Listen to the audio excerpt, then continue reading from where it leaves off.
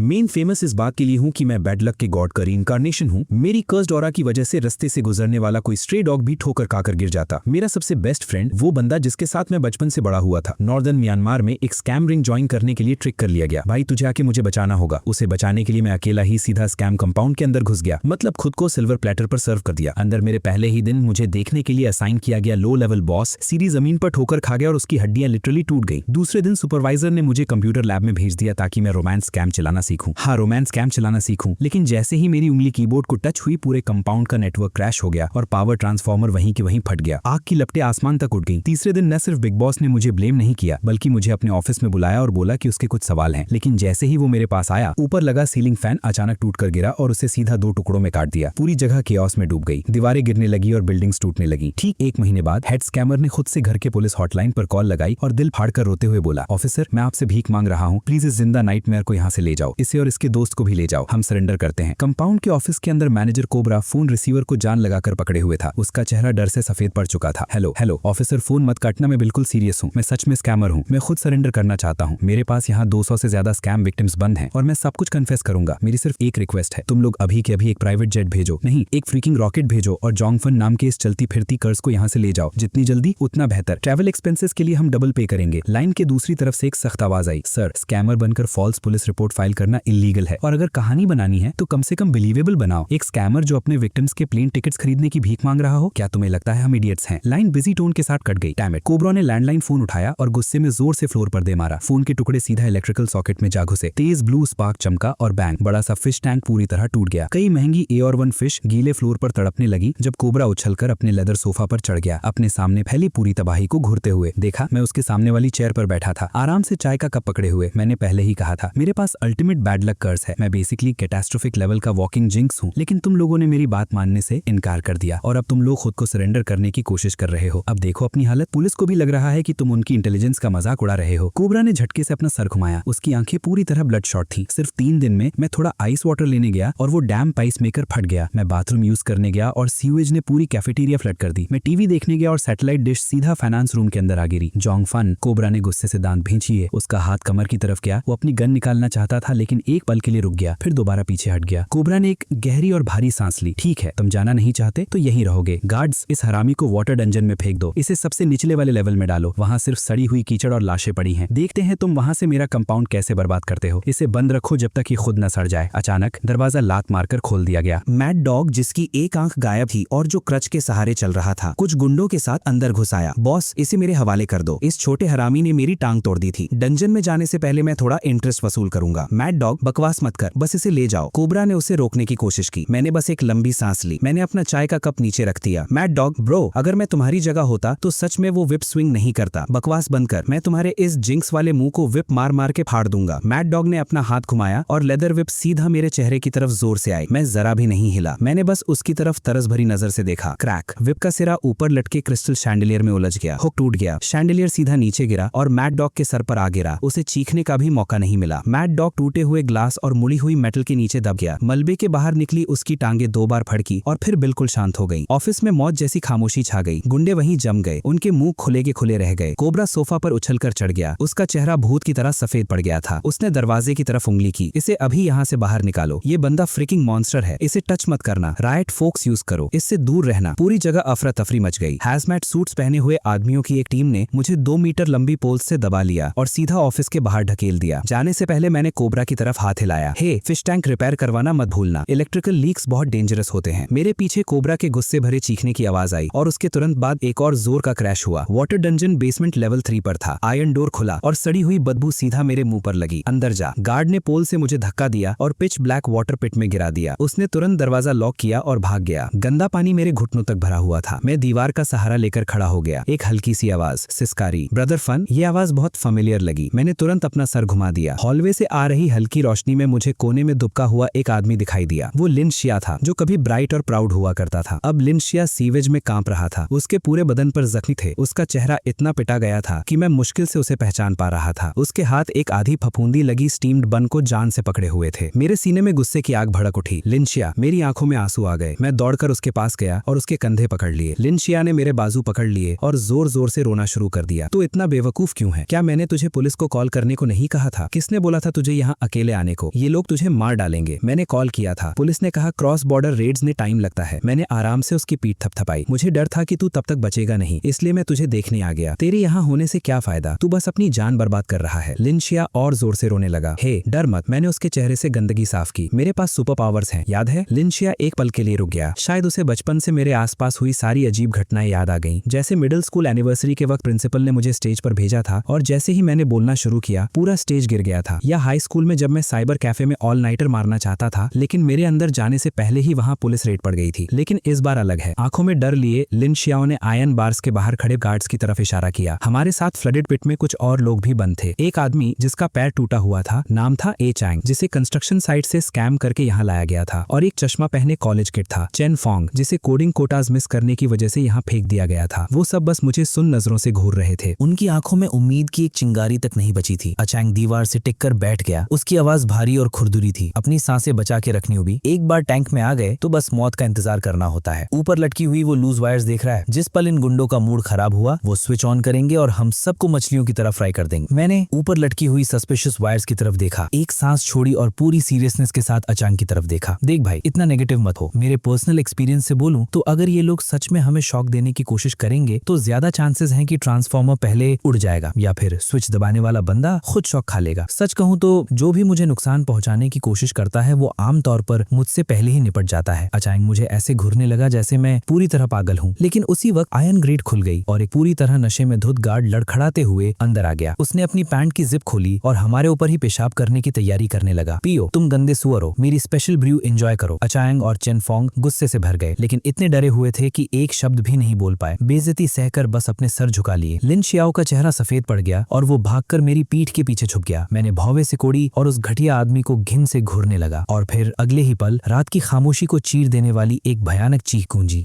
फंस गया। जिप उसमें अटक गई। गार्ड घबराहट में अपना हाथ झटकने लगा और उसकी शराब की बोतल सीधा उसके पैर के अंगूठे पर गिर गई। उसका बैलेंस पूरी तरह बिगड़ गया और वो सीधा आगे की तरफ जोर से गिरा। स्प्लैश! वो सीधा उन लटकी हुई वायर्स के पास जा गिरा। पानी के छींटों ने एक्सपोज्ड केबल्स को छू लिया और नीली बिजली का धमाका सा हो गया। गार्ड पानी में बुरी तरह तड़पने लगा। उसकी आंखें उलटकर पीछे चली गईं। शुक्र है वो हमसे काफी दूर गिरा था, इसलिए जब करंट हम तक पहुंचा तो बस हल्की सी झंझनाहट महसूस हुई। लिन शियाओ और मुझे एक खरोश तक नहीं आई, लेकिन गार्ड के लिए कुछ ही सेकंड लगे। उसके मुंह से झाग निकलने लगा और वो पूरी तरह बेहोश होकर गंदे पानी में मुंह के बल गिर पड़ा, पीछे सिर्फ छोटे छोटे बबल्स की लाइन छोड़ता हुआ। पूरी सेल में सन्नाटा छा गया। अचांग का मुंह खुला का खुला रह गया, जबकि चेन फोंग ने कांपते हुए अपना टेढ़ा चश्मा ठीक किया और मेरी तरफ उंगली उठाई। क्या ये भी तुमने किया? मैंने बस दोनों हाथ उठा दिए और बिल्कुल मासूम चेहरा बना लिया। हे, ये सब उसने खुद पर लाया है। कर्मा हमेशा वापस आता है ना? क्या इसे इंस्टेंट कर्मा नहीं कहेंगे? गार्ड पानी में बेहोश पड़ा था। एक पल के लिए अच्छा लगा, लेकिन इससे हमारी बड़ी मुसीबत खड़ी हो गई। ज्यादा देर नहीं लगी जब अगली शिफ्ट को कुछ गड़बड़ का पता चल गया। उन्होंने तुरंत अलार्म बजा दिया। जेल ब्रेक, कोई भागने की कोशिश कर रहा है। तेज सायरन्स पूरे कंपाउंड में गूंज उठी। आयरन डोर को जोर से लात मारकर खोला गया और एक दर्जन तेज लाइट्स ने हमें अंधा सा कर दिया। इस बार सिर्फ आम गुंडे नहीं थे। भीड़ दो हिस्सों में हट गई। ट्रेडिशनल सिल्क सूट पहना एक मिडिल एज्ड आदमी अंदर आया। उसके पीछे कोबरा और आर्म्ड मर्सनरीज की पूरी टीम थी। ये कंपाउंड का असली मास्टरमाइंड था, बॉस वेई। बॉस वेई ने पानी में पड़े गार्ड को देखा, फिर धीरे से मेरी तरफ देखा। उसके होठों पर हल्की सी मुस्कान आ गई। उसकी आवाज भरी हुई थी। इंटरेस्टिंग, इसे बाहर निकालो और बाकी सबको बाहर यार्ड में ले जाओ। हमें जबरदस्ती बाहर ले जाया गया। गहरी रात थी, लेकिन पूरा कंपाउंड दिन की तरह रोशन था। 100 कैप्टिव्स को जोर जबरदस्ती जगाया गया और यार्ड में घसीट कर लाया गया। उन्हें इस पब्लिक एग्जीक्यूशन को देखने पर मजबूर किया गया। बॉस वही एक भारी लकड़ी की आर्म चेयर पर बैठा था और अपनी solid gold Desert Eagle pistol से खेल रहा था। मैं एक ऐसा आदमी हूँ जो किस्मत पर बहुत भरोसा करता हूँ, लेकिन साथ ही मैं इस पर बिल्कुल भरोसा भी नहीं करता। मैंने सुना है तुम बैड लक के गॉड का रीइंकार्नेशन हो और तुम्हारी वजह से मेरे कई आदमी मर चुके हैं। मैं ठंडी हवा में खड़ा था, लिन शियाओ को अपनी पीठ के पीछे बचाते हुए, और सीधा उसकी आंखों में देख रहा था। बॉस वेई, इस दुनिया में कुछ चीजें ऐसी होती हैं जिन पर यकीन कर लेना ही बेहतर होता है, उन्हें इग्नोर करके अपनी जान रिस्क में डालने से। बॉस वेई पागलपन भरी हंसी हंसने लगा, फिर अचानक रुक गया और उसका चेहरा बर्फ की तरह ठंडा हो गया। क्या बकवास है ये? नॉर्दर्न म्यांमार में मैं ही गॉडडैम स्काई हूँ। उसने जोर से अपना हाथ हिलाया। 2 मर्सनरीज आगे बढ़े और लिन शियाओ को मेरे पीछे से जोर से पकड़ लिया। मुझे छोड़ो, फन, मेरी हेल्प करो। लिन शियाओ बेचैनी से जूझने लगा। पीछे हटो। जैसे ही मैं उनकी तरफ दौड़ने वाला था, 2 ठंडी गन बैरल सीधा मेरे माथे पर टिक गई। बॉस वेई ने लिन शियाओ के बाल पकड़कर खींच लिए और अपनी गन उसकी कनपटी पर रख दी। जोंग फन, है ना? बॉस वेई मेरी तरफ देखकर मजाक उड़ाने लगा। उसकी उंगली ट्रिगर पर टिकी हुई थी। क्या तुम वॉकिंग कर्स नहीं हो? चलो फिर एक और कर्स दिखाओ, मुझे भी देखने दो, क्योंकि मैं अभी तुम्हारे इस छोटे दोस्त का काम तमाम करने वाला हूँ। देखते हैं तुम्हारी बैड लक ज्यादा तेज है या मेरी गॉडडैम बुलेट। लिन शियाओ का चेहरा बिल्कुल सफेद पड़ चुका था। आंसू चुपचाप उसके गालों पर बह रहे थे। फन, मेरी फिक्र फिक्र मत करो, भाग जाओ। ये सब देखकर मैंने अपनी मुट्ठियां कस ली। बॉस वेई, मैंने गहरी कांपती हुई सांस ली और खुद को शांत रखने की पूरी कोशिश की। तुम्हारी दुश्मनी सिर्फ मुझसे है। हो सकता है मैं कर्स्ड हूँ, लेकिन मैं रीजनेबल आदमी हूँ। अगर तुम्हें खून चाहिए, मेरा ले लो, उसे छोड़ दो। तुम्हारे पास मुझसे डील करने का कोई हक नहीं है। अपने गॉड डैम घुटनों पर बैठ जाओ। उसने हवा में एक बहरा कर देने वाली गोली चला दी। मैंने कहा घुटनों पर बैठो, वरना अगली गोली इसका दिमाग उड़ा देगी। नहीं फन, अपनी इज्जत मत खोना। एक आदमी की डिग्निटी सोने से भी ज्यादा कीमती होती है। इस कचरे के सामने घुटने टेकने की हिम्मत मत करना। उसे गिरा दो। उसके पास खड़े मर्सनरी ने राइफल का बट लिन शाओ की पीठ पर जोर से मारा। लिन शाओ ने खून थूक दिया और जमीन पर गिर पड़ा। लिन शाओ, मैं गुस्से से दहाड़ा। मेरी आंखें लाल हो गई। मैं घुटने टेकूंगा। मैंने दांत भींच लिए और अपने घुटने मोड़ दिए। अगर इससे लिन शाओ की जान बच सकती थी तो डिग्निटी की कोई कीमत नहीं थी। मैंने अपना सिर उठाया और बॉस वेई की तरफ देखा। मेरी आंखें बर्फ की तरह ठंडी थी। लेकिन बॉस वेई, मैं सच में घुटने नहीं टेकना चाहता था। मेरे घुटने टेकने का बोझ तुम बर्दाश्त नहीं कर पाओगे। इसकी कीमत तुम्हारी जान होगी। मेरे घुटने जोर से जमीन पर लगे। उसी पल ऐसा लगा जैसे कोई अदृश्य जंजीर टूटकर खुल गई हो। देखो इसे, ये डैम जिंक्स सच में घुटनों पर आ गया। बॉस वेई पागलों की तरह हंसने लगा। कौन सा कार्मिक लॉ, कौन सा डेथ स्टार, मेरी गन्स के सामने सब बेकार है। आखिर में तुम्हें मेरा ओबीडियंट छोटा कुत्ता ही बनना पड़ेगा। चारों तरफ खड़े मर्सिनरीज और गुंडे जोर जोर से हंसने लगे। बॉस वेई, अब जब मैं घुटने टेक चुका हूँ तो ये मामला, मैंने अपने सीने में उठ रही नफरत को दबा दिया। मैं बस इतना कहने ही वाला था कि लिन शाओ को छोड़ दो। किसने कहा तुम बोल सकते हो? बॉस वेई का चेहरा अचानक डरावना हो गया। उसने अपना पैर उठाया और मेरे कंधे पर जोर से मारा। मैं बिल्कुल तैयार नहीं था और सीधा जमीन पर गिर पड़ा। इससे पहले कि मैं उठने की कोशिश करता, उसने अपना बूट मेरे चेहरे के साइड पर रख दिया। अपने दोस्त को बचाना चाहते हो? ठीक है। बॉस वेई ने मुझे नफरत भरी नजर से देखा। जो घुटने तुमने अभी टेके थे वो मेरे भाइयों से माफी मांगने के लिए थे। अब तुम मुझे काउटाव करोगे। जोर से करना और शायद मैं तुम्हारे दोस्त को थोड़ी कम तकलीफ देने का सोचूं। नहीं ब्रदर फन, उसकी बात मत सुनो। ये एक जानवर है, ये कभी हमें छोड़ने वाला नहीं है। लिन शाओ को दो बड़े गुंडों ने जोर से दबा रखा था और वो एक भी मसल नहीं हिला पा रहा था। थोड़ी दूर पड़े लिन शाओ के खून से भरे चेहरे को देखकर, चाहे मुझे पूरी तरह पता था कि ये हरामी मुझसे झूठ बोल रहा है, फिर भी मैं ये रिस्क लेने की हिम्मत नहीं कर सकता था। ठीक है, मैंने दोनों हाथ जमीन पर रखे और धीरे धीरे अपना अपर बॉडी उठाया। फिर मैंने अपना माथा जोर से जमीन पर दे मारा। इतना जोर से नहीं, क्या खाना नहीं खाया? बॉस वे ने मजाक उड़ाते हुए अपना कान खुजाया। थम थम, दो भारी टक्कर। मेरे माथे में तेज दर्द की लहर दौड़ गई। गर्म खून मेरी भौं के पास से बहने लगा और मेरी पूरी नजर गहरे खूनी लाल रंग में बदल गई। चालू रखो, रुकना मत। जब तक मैं ना कहूं तुम रुक नहीं सकते। बॉस वे पागलपन भरी हंसी हंस रहा था। वो मुड़कर बोला, क्या देख रहे हो तुम बेवकूफो? अपने फोन्स निकालो और रिकॉर्डिंग करो। इसे उन जाहिल छोटे पिगलेट्स को भेजो। उन्हें दिखाओ कि मेरे खिलाफ जाने का अंजाम क्या होता है। मैं मशीन की तरह बार बार अपना सिर जमीन पर मारता रहा जब तक कि मैं गिरकर बेहोश नहीं हो गया। ठीक है, बस। कितना बोरिंग है ये। अचानक बॉस वे ने मेरी पसलियों पर जोर से लात मारी। स्नैप। मुझे हड्डी टूटने की डरावनी आवाज सुनाई दी। उस दर्द ने मेरे पूरे शरीर को तुरंत मोड़ दिया। वैसे भी अब मुझे इससे बोरियत हो रही है। बॉस वे ने एक सिगार उठाया। उसने गहरा कश लिया और फिर जलता हुआ सिगरेट बट सीधा मेरे हाथ के पिछले हिस्से पर फेंका। दर्द से मेरी नसें उभर आईं, लेकिन मैंने एक आवाज तक नहीं निकाली। मैं बस उसकी आंखों में आंखें डालकर घूरता रहा। मेरी वो नजर बॉस वे को बहुत अनकंफर्टेबल कर गई। डैम इट, तुम्हारी ये नजर ही बदलक है। मैं सोच रहा था तुम्हें थोड़ी देर और जिंदा रखकर मजे लूंगा, लेकिन लगता है तुम्हें सच में मरने का शौक है। उसने हाथ हिलाया। गैस बैरल्स लेकर आओ। क्योंकि ये हरामी इतना जिद्दी है तो इन दोनों भाइयों को लैंटर्न की तरह जला देते हैं। यहाँ मौजूद सब लोगों को थोड़ी गर्मी मिल जाएगी। लिन शाओ ने पूरी निराशा के साथ अपनी आंखें बंद कर ली, जैसे उसने अपनी किस्मत मान ली हो। कुछ मर्सनरीज हंसते हुए गैस बैरल्स उठाने लगे। मैं मुश्किल से खुद को संभालते हुए उठ बैठा और हंसने लगा। मेरी आवाज बिल्कुल भारी हो चुकी थी। बॉस वे, मैंने अभी तुम्हें 9 बार कोटाव किया है। 9 अल्टीमेट नंबर होता है। तुमने मेरा ग्रैंड जेस्चर एक्सेप्ट कर लिया है। अब हमारा ग्रिम लीपर के साथ जो कर्ज था वो ऑफिशियली खत्म हो गया है। बॉस वे एक पल के लिए रुक गया, फिर वो अंधे गुस्से में पागल हो गया। मौत के मुंह में खड़े हो और फिर भी पागल की तरह बकवास कर रहे हो। गैस डालो, इन्हें पूरा भिगो दो। 2 मर्सनरीज ने बैरल्स उठा लिए। स्प्लैश। गैसोलीन की तेज और घटिया बदबू ने हमें सिर से पैर तक भिगो दिया। मेरे खुले जख्मों पर वो आग की तरह जल रही थी। उसी वक्त सिर्फ ये इंश्योर करने के लिए कि मैं वापस लड़ ना सकूं, दर्जनों मर्सनरीज ने अपनी राइफल्स हमारी तरफ तान दी। इन्हें जहन्नुम भेज दो। बॉस वे मुस्कुराया और अपना लाइटर जला दिया। जिंदगी और मौत के बीच के उस पल में मेरे चेहरे पर हल्की सी मुस्कान आ गई। बॉस वे ने लाइटर फेंका। वो हवा में घूमता हुआ सीधा हमारे गैसोलीन से भीगे शरीरों की तरफ गिरा। आग की लपटें आसमान तक उठ गईं, लेकिन उसकी गर्मी मुझे छू तक नहीं पाई। इसके बजाय एक जबरदस्त शॉक वेव ने मुझे और लिन शाओ को हवा में उड़ा दिया। मैं जोर से कीचड़ में जा गिरा। मेरे कानों में बस लगातार घंटी बज रही थी। मैंने 2-3 बार खांसी की और मुश्किल से अपना भारी सिर उठाया। मैंने देखा बॉस वे और उसके गुंडे धमाके से दूर दूर तक उछलकर बिखर गए थे। पता चला कि दुनिया की सारी अजीब किस्मत में से वो लाइटर उछलकर सीधा एक छोड़े हुए लीकिंग जनरेटर में जा गिरा था और उसके बिल्कुल पास उनके ग्रेनेड्स की पूरी क्रेट रखी थी। ब्रदर फन, क्या हम मर गए? लिन शाओ मेरे पास मुंह के बल पड़ा हुआ था। उसकी आंखें बिल्कुल खाली लग रही थी। हम नहीं मरे। लगता है ग्रिम रीपर को लगा मैं बहुत बड़ा जिंक्स हूँ। शायद उसे डर था कि मैं जहन्नुम को भी उड़ा दूंगा, इसलिए उसने हमें लेने से मना कर दिया। मैं दर्द से लड़ते हुए खड़ा हुआ। मैंने लिन शाओ शाओ को खींचकर उठाया और दौड़ लगा दी। उन लोगों के होश में आने से पहले ही वहां से निकल गए। मैं लिन शाओ को खींचता हुआ कंपाउंड के अंदर घने जंगल की तरफ ले गया। हमारे पीछे बॉस वेई अपना गला फाड़ कर चीख रहा था, जिंदा पकड़ो उन्हें, मैं उनके टुकड़े टुकड़े कर दूंगा। गोली मत चलाना, ध्यान से, वरना अपने ही आदमियों को उड़ा दोगे। क्या तुम चाहते हो कि हम सब चेन रिएक्शन में उड़ जाएं? मेरा दिल डूब गया। वो बुढ़ा हरामी अब स्मार्ट हो रहा था, लेकिन मेरी हालत ऐसी थी कि मैं तेज भाग भी नहीं सकता था। ब्रदर फन, मुझे यहीं छोड़ दो, तुम अकेला निकल सकते हो। लिन शाओ रोते हुए मेरा हाथ छुड़ाने की कोशिश कर रहा था। चुप हो जा, इस कर्स जिंदगी में मेरे पास सिर्फ मेरी लॉयल्टी ही बची है। अगर मैं तुझे यहाँ मरने के लिए छोड़ दूं तो कर्मा मुझे ही मार डालेगा। इनसे बचने का हमारा एक ही चांस है, कंपाउंड के बाहर वाले माइन फील्ड से सीधा निकलना। इधर, मैंने खोपड़ी और क्रॉस बोन्स वाले वार्निंग साइन की तरफ इशारा किया। वो माइन फील्ड है, हम अंदर गए तो टुकड़े टुकड़े हो जाएंगे। टेंशन मत लो। प्रोबेबिलिटी के हिसाब से जब मैं किसी माइन पर पैर रखने की कोशिश करता हूँ तो आमतौर पर मिस कर देता हूँ, लेकिन जो लोग हमारा पीछा कर रहे हैं उनकी कहानी अलग है। मैंने लिन शाओ का हाथ पकड़ा और आंखें बंद करके माइन फील्ड में दौड़ लगा दी। हमारे पीछे मचेटीज से लैस दर्जनों गुंडे हमारे पीछे दौड़ पड़े। वो भी माइन फील्ड में घुस गए। उनके पीछे से बॉस वेई गरजा, जो भी इन्हें पकड़ेगा उसे 1 मिलियन का रिवॉर्ड मिलेगा। पैसे लोगों से पागलपन करवा देते हैं। वो गुंडे खून से भरी आंखों के साथ हमारी तरफ दौड़ते रहे। मैं जो भी कदम उस नरम मिट्टी पर रख रहा था, मेरा दिल मुंह तक आ रहा था। 1 कदम, 2 कदम, 3 कदम, सेफ। लेकिन उसके तुरंत बाद हमारे पीछे जोरदार धमाके होने लगे। बूम, एक के बाद एक चीखें गूंजने लगी। हमारा पीछा करने वाले लोग हर एक लैंडमाइन पर बिल्कुल सही पैर रखने में कामयाब हो गए। बॉस वेई माइनफील्ड के किनारे खड़ा बिल्कुल सन्न रह गया। ये कर्स्ड है, बहुत ही ज्यादा कर्स्ड। उसके हाथ में पकड़ा मचेटी कांप रहा था। उसकी आंखें लगभग बाहर निकल आई थी। मैं भी हैरान था। मेरी ये कर्स्ड बैड लक कभी कभी बुलेट प्रूफ वेस्ट से भी बेटर कैसे काम कर लेती है। जब मुझे लगा कि फिलहाल हम सेफ हैं, क्लिक, मेरा पैर वहीं जम गया। एक तेज मेटालिक क्लिक सीधा मेरे पैर के नीचे से सुनाई दिया। लिन शाओ का चेहरा मौत जैसा सफेद हो गया। फन, क्या तुमने अभी? मैंने अपने पैरों की तरफ देखा। वाह, बहुत बढ़िया। मेरी किस्मत हमेशा की तरह कंसिस्टेंट निकली। हमारा पीछा करने वाले रेगुलर लैंड माइंस पर चढ़े थे और मैं पूरे माइन फील्ड में मौजूद इकलौते unexploded world war 2 aerial bomb के फ्यूज पर पैर रखने में कामयाब हो गया। अगर मैंने अपना पैर उठाया तो 50 मीटर के रेडियस में कुछ भी जिंदा नहीं बचेगा। लिन शाओ के पैर जवाब दे गए और वो धड़ से जमीन पर बैठ गया। मैं एक पैर पर खड़ा कांप रहा था। मेरे दांत तक बज रहे थे। मेरा चेहरा पूरी तरह सख्त हो चुका था। लिन शाओ, बस चले जाओ। अगर ये चीज फट गई तो हमारी राख भी मिक्स हो जाएगी। तुम्हारे माँ बाप हमें अलग तक नहीं कर पाएंगे। मैं नहीं जाऊंगा। अगर मरना है तो साथ मरेंगे। क्या तुम पागल हो? अगर तुम चले जाओ तो कम से कम मैं जंप मारकर बचने की कोशिश कर सकता हूँ। तुम्हारा यहाँ रहना सिर्फ बेकार में मरना है। ठीक उसी वक्त जब हम बहस कर रहे थे, बॉस वेई ने मेरी अजीब पोजीशन नोटिस कर ली। वो सच में हंस पड़ा और साइड से घूम कर आया। वो खुद माइन फील्ड में कदम रखने की हिम्मत नहीं की, लेकिन उसने अपने आदमियों से एक लंबा बाम्बू पोल मंगवाया जिसके आगे एक तेज चाकू बंधा हुआ था। मैं उधर नहीं आ रहा, मैं बस एक छोटा सा गेम खेलूंगा। बॉस वेई लगभग 10 मीटर दूर खड़ा था और अपने गुंडों को हुक्म दिया, इसकी टांग में चुभो। जिस पल ये हिलेगा हम सब धमाके के साथ उड़ जाएंगे। तुम पागल हो, तुम भी टुकड़े टुकड़े हो जाओगे। मुझे मंजूर है। तुम कर्स्ड फ्रीक्स की वजह से बर्बाद होने से तो बेहतर है। चलो सब साथ में मरते हैं। बाम्बू पोल सीधा मेरी तरफ घुसा। मैं 1 इंच भी नहीं हिल सकता था। अगर मेरा पैर 1 मिलीमीटर भी हिला, फ्यूज ट्रिगर हो जाता। तेज ब्लेड सीधा मेरी पिंडली में घुस गया और दर्द की एक खौफनाक लहर मेरे पूरे शरीर में दौड़ गई। मेरे पूरे शरीर में एक झटका सा दौड़ गया और मेरा पैर लगभग फिसल गया। संभल कर ब्रदर फन। लिन शाओ उसकी तरफ झपटा और ब्लेड को नंगे हाथ से पकड़ लिया। खून उसकी उंगलियों से बहने लगा। दोबारा करो, इसे छेद छेद कर मार डालो। बॉस वही पागल की तरह हंस रहा था। जैसे ही दूसरा बार होने वाला था, अचानक आसमान पूरी तरह अंधेरा हो गया। पता नहीं कहां से एक जबरदस्त हवा चलने लगी और उसके साथ भारी गरज की आवाज आई। मैंने आसमान की तरफ देखा और हैरानी की बात यह थी कि मुझे एक अजीब सा सुकून महसूस हुआ। भगवान, क्या आप आखिर मुझे लेने आ गए? क्रैक, बिजली का एक जबरदस्त बोल्ट बादलों को चीरते हुए सीधा उस बैम्बू पोल पर गिरा जो बॉस वही पकड़े हुए था। बैम्बू पोल पूरी तरह गीला था। चाकू लोहे का बना हुआ था और बॉस वही बिजली के लिए परफेक्ट कंडक्टर था। उसे चीखने का मौका तक नहीं मिला। उसका पूरा शरीर नीली रोशनी से चमक उठा। उसके हर बाल सीधे खड़े हो गए। उसके मुंह से काला धुआं निकलने लगा। बॉस वही उल्टा पीछे गिर गया, बिल्कुल लकड़ी के तख्ते की तरह सख्त। उसका शरीर बुरी तरह भड़क रहा था। बिजली के झटके की आफ्टर शॉक ने हमारे नीचे की जमीन तक हिला दी। मेरे पैर के नीचे वाला पुराना अनएक्सप्लोडेड बॉम्ब उस वाइब्रेशन की वजह से ढीला पड़ता हुआ लगा। मुझे नहीं पता इतनी ताकत मुझ में कहां से आई, लेकिन मैंने लिन शाओ को पकड़कर पूरी ताकत से एक क्रेटर में धक्का दे दिया। बूम, आग का एक बड़ा गोला आसमान में फट पड़ा और सब कुछ अंधेरा हो गया। मैं पूरी तरह बेहोश हो गया। जब आखिर मेरी आंख खुली, मैंने खुद को एक बर्फ जैसी ठंडी सर्जिकल टेबल पर कसकर बंधा हुआ पाया। तुम जाग गए। सर्जिकल मास्क के पीछे से एक ठंडी आवाज आई। मैंने सर घुमाया और एक व्हाइट कोट पहने आदमी को देखा। वो एक स्कैल्पल पकड़े हुए था और उस पर लगा खून आराम से साफ कर रहा था। ये कंपाउंड की सबसे खौफनाक जगह थी, मेडिकल बे, ऑर्गन हार्वेस्टिंग का मशहूर स्लॉटर हाउस। लिन शाओ कहाँ है? मैंने सूखे गले से मुश्किल से पूछा। वो लड़का तुमसे काफी ज्यादा लकी है। जनरल ने कहा है कि उसका अभी भी कुछ काम है। इस वक्त उसे बैक माउंटेन की तरफ जाती ट्रक में भेजा जा रहा है। मैंने राहत की एक गहरी सांस ली, लेकिन उसके तुरंत बाद खौफ ने मुझे घेर लिया। मैं तुम्हें वार्निंग दे रहा हूँ, ये मत करो। भीख मांगने से तुम नहीं बचोगे। नहीं नहीं, मैं तुम्हारे भले के लिए कह रहा हूँ। अगर तुमने वो कट लगा दिया तो मुझे डर है तुम्हारा ये ऑपरेशन रूम जिंदा नहीं बचेगा। डॉक्टर एक पल के लिए रुक गया, फिर पागलपन भरी हंसी हंसने लगा। ओह, ये तो बहुत फनी है। मैं एक स्ट्रिक्ट मटेरियलिस्ट हूँ और इस जगह का बेस्ट डैम सर्जन हूँ। मेरे हाथ पत्थर की तरह स्टेबल हैं। मुझे पूरा यकीन है कि तुम्हारा पेट काटने से कोई भूत निकलकर मुझे काटने नहीं आ जाएगा। जैसे ही उसने ये कहा, उसके ऊपर लगा बड़ा सर्जिकल लाइट बिना किसी वार्निंग के टूटकर नीचे गिरा और सीधा डॉक्टर की रीढ़ की हड्डी पर जा लगा। उसने दिल दहला देने वाली चीख मारी। मैंने बस एक सांस छोड़ी। मैंने सच में तुम्हें पहले ही वार्न किया था। मैं वाकई तुम्हारी हेल्प करने की कोशिश कर रहा था। तुम एक गॉड डैम मॉन्स्टर हो। डॉक्टर ने ये लफ्ज निकाले ही थे कि उसकी आंखें उलट गईं और वो बेहोश हो गया। जब तक मैंने अपने स्ट्रैप्स खोलकर रूम से बाहर निकलना शुरू किया, पूरा मेडिकल बे अफरा तफरी में बदल चुका था। आग लग गई है, ऑक्सीजन टैंक्स फट गए, भागो, वो कर्स्ड फ्रीक बाहर आ गया। लगता है मेरी डेडली रेपुटेशन पूरे कंपाउंड में फैल चुकी थी। मुझे लिन श्याओ को ढूंढना था। डॉक्टर ने कहा था कि उसे बैक माउंटेन वाली विला में ले गए हैं। वो जगह कंपाउंड के टॉप बॉस जनरल की रेजिडेंस है। कहा जाता है कि उसके पास एक पेट टाइगर भी है, एक बेरहम मैन ईटर जो लोगों को पूरा का पूरा खा जाता है और हड्डियां तक नहीं छोड़ता। अपनी टूटी हुई टांग घसीटते हुए मैंने उनकी पेट्रोल गोल्फ कार्ट हाईजैक कर ली। कुछ गार्ड्स ने मुझे रोकने के लिए गन्स उठाई, लेकिन मैंने सीधा एक्सीलरेटर दबा दिया। मत चलाओ, संभल कर, कहीं तुम्हारी गन्स तुम्हारे मुंह पर ही ना फट जाएं। गार्ड्स एक पल के लिए हिचकिचाए और उस छोटे से पल का फायदा उठाकर मैं चेक पॉइंट तोड़ता हुआ निकल गया। लेकिन क्योंकि मैं बहुत घबराया हुआ था, मैंने स्टीयरिंग व्हील बहुत ज्यादा घुमा दिया और कार्ट पूरी तरह कंट्रोल से बाहर हो गई। उसका पिछला हिस्सा जोर से एक फायर हाइड्रेंट से टकराया और हाई प्रेशर पानी का एक बड़ा गाइजर आसमान की तरफ शूट कर गया। उसने उन गार्ड्स को जो मेरी तरफ दौड़ रहे थे सीधा उड़ा दिया और सबको पीठ के बल गिरा दिया। और बस ऐसे ही चिंगारियों और पूरी अफरा तफरी के बीच मैं बैक माउंटेन वाली विला तक पहुंच गया। विला का एंट्रेंस भारी सिक्योरिटी से घिरा हुआ था। अंदर घुसने का कोई चांस ही नहीं था। जब मैं लगभग उम्मीद छोड़ने वाला था, मैंने ऊपर देखा और सेकंड फ्लोर की बैल्कनी नजर आई। लिन शिया को मिलिट्री यूनिफॉर्म पहने एक मोटा आदमी कोने में धकेल रहा था। अरे हैंडसम बॉय, बॉस वे के पीछे घूमने में क्या रखा है? मेरे साथ रहे, जनरल के साथ राजा की तरह जिंदगी जिएगा। मुझसे दूर रहो, मेरे पास मत आओ। लिन शिया चिल्लाया, हाथ में एक वास पकड़े हुए।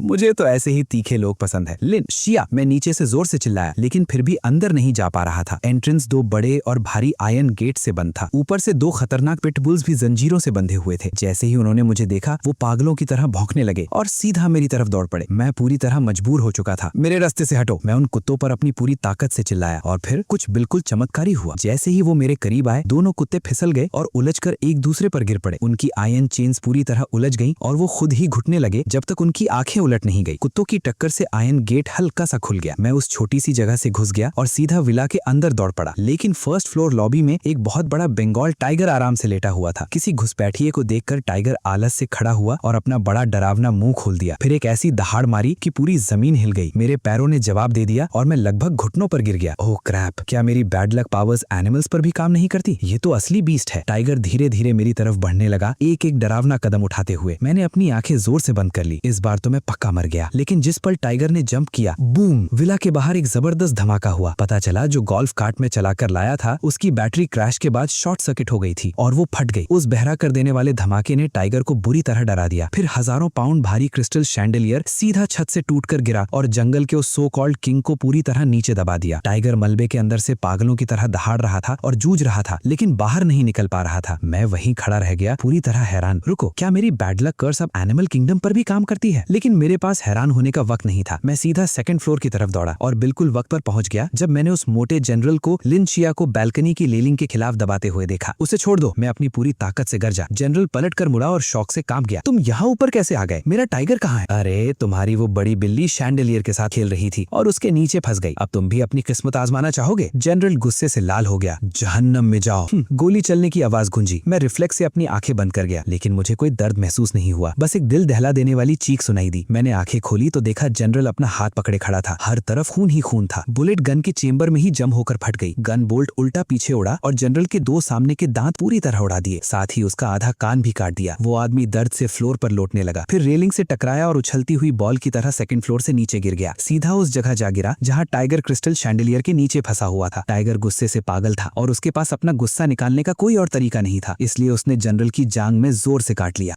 छोड़ दो, मैं जनरल हूँ। उसकी दर्द भरी चीखें आसमान तक गूंज रही थी। जब जनरल टाइगर का खाना बना हुआ था, मैंने बुरी तरह डरे हुए लिन शिया को उठाया। चलो छत पर चलते हैं। फैंग, हम मरने वाले हैं क्या? लिन शिया मेरी बाहों को जान से पकड़े हुए था। नहीं, मैंने दूर आसमान की तरफ देखा। मुझे हेलीकॉप्टर के प्रोपेलर्स की भारी आवाज सुनाई दे रही थी जो हमारी तरफ आ रही थी। कुछ कैमोफ्लाज हेलीकॉप्टर्स करीब आ रहे थे। ये पुलिस ही होनी चाहिए। लिंशिया खुशी से उछल पड़ा, लेकिन मेरे दिल में एक अजीब सी बेचैनी घर करने लगी। अगर ये इंटरनेशनल रेड होती तो ये लोग इतनी जल्दी नहीं पहुंचते। हेलीकॉप्टर्स विला के ऊपर मंडराने लगे, लेकिन मेगाफोन से आने वाली आवाज चाइनीज में नहीं थी। ये लोकल वॉरलॉर्ड गनशिप्स थे। नीचे मौजूद सब लोग ध्यान से सुनो, तुरंत सरेंडर करो वरना तुम्हें वहीं गोली मार दी जाएगी। वाह, ये जनरल का बैकअप था। वो हमें खत्म करने आए थे। एक हेलीकॉप्टर से रोप लैडर नीचे गिरा। भारी हथियारों से लैस सोल्जर्स की एक टीम नीचे उतरने लगी। फन, अब क्या करें? मैंने उन अंधेरी और बेजान गन बैरल्स की तरफ देखा और अचानक हंसने लगा। लिंशिया, क्या तुम फेट पर यकीन करते हो? मुझे इस दुनिया में सबसे ज्यादा नफरत किसी चीज से है तो वो है मेरे ऊपर तनी हुई गन। मैंने अपने पॉकेट से कुछ निकाला। ये हैवी ड्यूटी एनेस्थेटिक की एक बॉटल थी जो मैंने पहले मेडिकल बे से चुराई थी। अभी तक खुली भी नहीं थी, लेकिन मैं इसे वेपन की तरह यूज करने वाला भी नहीं था। मैंने बॉटल को जमीन पर दे मारा। उसी पल अचानक घाटी से एक जबरदस्त हवा का झोंका उठा। ये अजीब हवा जमीन पर गिरा लिक्विड उड़ा ले गई और छत पर सूख रही कई बेडशीट्स को भी हवा में उठा लिया। वो शीट्स हवा में लहराती हुई सीधा हेलीकॉप्टर की तरफ उड़ गईं और तुरंत हेलीकॉप्टर के विंडशील्ड पर चिपक गईं। ऊपर उठाओ जल्दी। पायलट पूरी तरह अंधा हो गया था। हेलीकॉप्टर बेकाबू होकर झूलने लगा और उसका टेल रोटर पास खड़े एक 100 साल पुराने बड़े पेड़ से टकरा गया। बैंग, प्रोपेलर टूट गया। हेलीकॉप्टर पूरी तरह कंट्रोल खो बैठा और सीधा बगल वाले आर्मरी में जा घुसा। बूम, आसमान में एक छोटा सा मशरूम क्लाउड उठ गया। जबरदस्त शॉक वेव ने जो सोल्जर्स अभी अभी नीचे उतरे थे उनमें से आधे को सीधा छत से उड़ा दिया। बाकी आधे जो अभी लैडर पकड़े हुए थे जलते हुए मलबे के साथ आग के समुद्र में गिर गए। पूरा कंपाउंड जोर जोर से कांप रहा था। भारी दीवारें गिर गईं। असली तबाही अब शुरू हुई थी। मैं छत पर खड़ा बस बेबसी से दोनों हाथ उठाकर बोला, देखा, मैंने पहले ही कहा था, मुझे छेड़ना मत। भड़कती हुई आग ने आधा आसमान रोशन कर दिया। आर्मरी के चेन एक्सप्लोजन्स ने पूरे कंपाउंड के डिफेंस सिस्टम को तबाह कर दिया। जो गुंडे और मैनेजर्स पहले अपने आप को मालिक समझकर घूम रहे थे अब खरगोशों से भी तेज भाग रहे थे। फन, उधर देखो। लिंशिया ने दूर मेन गेट की तरफ इशारा किया। चाइनीज पुलिस के एम्बलम वाली कई आर्मर्ड व्हीकल्स जलते हुए गेट्स तोड़कर अंदर घुसाई। उसी पल चमकती हुई लाल और नीली पुलिस लाइट्स मेरी जिंदगी का सबसे खूबसूरत नजारा लग रही थी। Freeze, Chinese police. उनकी जोरदार आवाजें धमाकों के बीच गूंज रही थी और स्वॉट टीम्स ने तेजी से पूरे एरिया को सिक्योर कर लिया। जो खतरनाक स्कैमर्स कुछ देर पहले तक डरा रहे थे अब पुलिस को अपना गार्जियन एंजल समझकर देख रहे थे। वो जमीन पर बैठकर अपना सिर पकड़े जोर जोर से रो रहे थे। ऑफिसर, प्लीज मुझे अरेस्ट कर लो, जल्दी अरेस्ट करो। मैं गिल्टी हूँ, मुझे जेल जाना है, बस मुझे इस जहन्नुम से बाहर निकालो। वो आदमी एक वॉकिंग कर्स है, वो पूरा मॉन्स्टर है। मैं घर वापस जाकर कानून का सामना करना चाहता हूँ। वो लोग एक दूसरे को धक्के मारते हुए अपने हाथ आगे बढ़ा रहे थे और हैंडकफ्स लगाने की भीख मांग रहे थे। कुछ लोग तो इस बात पर लड़ भी रहे थे क्योंकि हैंडकफ्स कम पड़ गई थी। मैंने लिंशिया को सहारा दिया। हम जलके हुए मलबे के बीच से लंगड़ाते हुए बाहर निकले ही थे कि एक यंग ऑफिसर ने मुझे देखा और एक पल के लिए जम गया। जोंगफोंग, हाँ मैं ही हूँ। मैंने कमजोर सी गर्दन हिला दी। ऑफिसर ने मेरे पीछे पहली पूरी तबाही को देखा और मुश्किल से थूक निकला, क्या ये सब तुमने किया है? अगर मैं कहूँ कि ये सब एक्सीडेंट था तो क्या तुम यकीन करोगे? मैंने कड़वी सी हंसी छोड़ी। ऑफिसर ने कुछ नहीं कहा लेकिन उसकी आंखों में सिर्फ हैरानी और रिस्पेक्ट था। लिंशिया और मुझे स्ट्रेचर्स पर लिटा दिया गया। एम्बुलेंस के पिछले हिस्से में लेटे हुए लिंशिया ने मेरा हाथ मजबूती से पकड़ लिया और उसकी आंखों से आंसू बहने लगे। फन, हम बच गए। हम सच में जिंदा बाहर निकल आए। हाँ, मैं एम्बुलेंस की छत की तरफ देखते हुए एक लंबी और भारी सांस छोड़ दी। ये नाइटमेयर आखिर खत्म हो गया था। एम्बुलेंस का इंजन स्टार्ट हुआ और वो धीरे धीरे कंपाउंड से दूर जाने लगी। लेकिन जब मुझे लगा कि सब कुछ फाइनली शांत हो गया है, लिंशिया अचानक रोना बंद कर दिया। उसने मेरा हाथ छोड़ दिया, अपनी पॉकेट से एक वेट वाइप निकाला और आराम से अपने चेहरे की गंदगी और नकली आंसू साफ करने लगा। जोंगफन, उसकी आवाज अब बिल्कुल शांत थी। तुम जानते हो ना कि मैं तुम्हें यहाँ इसलिए नहीं लाया था कि तुम मुझे बचा सको। मेरा दिल एक पल के लिए रुक सा गया। मैंने तुरंत उसकी तरफ देखा। उसकी आंखें बिल्कुल ठंडी थी। तो फिर तुमने क्यों? लिंशिया के होठों पर हल्की सी मुस्कान आ गई। क्योंकि वो बेवकूफ मास्टर वेई कॉप पोजीशन पर बैठा था और उसका कोई फायदा नहीं उठा रहा था। मैं बहुत टाइम से इस कंपाउंड पर कब्जा करने का प्लान बना रहा था, लेकिन मुझे एक स्पार्क की कमी थी। कुछ ऐसा जो इस पूरी जगह को जलाकर राख कर दे। एक ऐसी आग जो मुझे सब कुछ रीसेट करने का मौका दे। उसने सीधा मेरी तरफ देखा। और तुम परफेक्ट स्पार्क थे। मैं उसकी तरफ देखता रहा और मेरी रीढ़ की हड्डी में ठंड सी दौड़ गई। तुम बॉसेस में से एक हो। मेरी आवाज कांप रही थी। ऐसा कह सकते हो। लिंशिया ने अपने बिखरे हुए बालों में हाथ फिराया। ओरिजिनली मैं बस तुम्हारा यूज करके मास्टर वेई को हटाना चाहता था ताकि मैं आगे बढ़कर सब कुछ कंट्रोल कर सकूं। लेकिन यार, मैंने तुम्हारी कर्स्ड लक को बहुत कम समझा। तुमने तो मेरी पूरी बेस ऑफ ऑपरेशंस ही उड़ा दी। उसने एक सांस छोड़ी, जैसे उसे थोड़ा अफसोस हो रहा हो। लेकिन कोई बात नहीं, अब फर्क नहीं पड़ता। मास्टर वेई मर चुका है, जनरल मर चुका है और सारे एविडेंस उस आग में जलकर खत्म हो गए। मैं एक बेचारा विक्टिम हूँ और तुम हीरो हो। जब मैं घर लौटूंगा मैं एक बिल्कुल इनोसेंट सर्वाइवर के रूप में सामने आऊंगा। मैं उस क्लीन मनी का यूज करके फिर से टॉप पर पहुंच जाऊंगा। लेकिन तुम्हारे लिए लिंशिया अचानक मेरे करीब झुक गया। पता नहीं कब उसके हाथ में एक सिरिंज आ गई थी। तुम बहुत ज्यादा जानते हो। बेहतर होगा कि तुम एम्बुलेंस में ही सीवियर इंजरीज की वजह से मर जाओ। परफेक्ट एंडिंग है ना। नीडल की नोक मेरी गर्दन से सिर्फ कुछ सेंटीमीटर दूर थी, लेकिन मैं हिला तक नहीं। मैं बस उसे शांति से देखता रहा। मेरी आंखों में तरस था। लिंशिया, तुमने सब कुछ कैलकुलेट किया, लेकिन एक छोटी सी डिटेल भूल गए। क्या? म्यूजिक। लिंशिया एक पल के लिए रुक गया। मेरी जिंक्स ऑरा का एक ट्रिगर है। ये सिर्फ उन लोगों पर काम करती है जो सच में मुझे नुकसान पहुंचाना चाहते हैं। तुम पहले मेरे भाई जैसे थे, इसलिए मेरी बैड लक ने कभी तुम्हें एक खरोच तक नहीं पहुंचाई, लेकिन अब मैंने उसे पूरे तरस के साथ देखा। अब तुम सच में मुझे मारना चाहते हो। इसका मतलब तुम भी ब्लास्ट जोन में आ गए हो। ये अंधविश्वास वाली बकवास से मुझे डराने की कोशिश मत करो। उसने गुस्से में सिरिंज सीधा मेरी गर्दन की तरफ घुसा दी, लेकिन उसी पल म्यूजिक। एम्बुलेंस सड़क के एक बड़े पोर्ट होल से टकरा गई। पूरा व्हीकल जोर से उछला। क्रैश। लिंशिया म्यूजिक पूरी तरह बैलेंस खो बैठा। वो आगे की तरफ गिर पड़ा और उसके हाथ में पकड़ी सिरिंज मोमेंटम की वजह से सीधा उसकी अपनी इनर थाई में घुस गई। डेडली टॉक्सिन की पूरी डोज म्यूजिक तुरंत उसके सिस्टम में इंजेक्ट हो गई। लिंशिया ने दिल दहला देने वाली चीख मारी। वो घबराहट में सिरिंज को झटके से बाहर खींच लिया। उसके चेहरे का सारा रंग उड़ चुका था।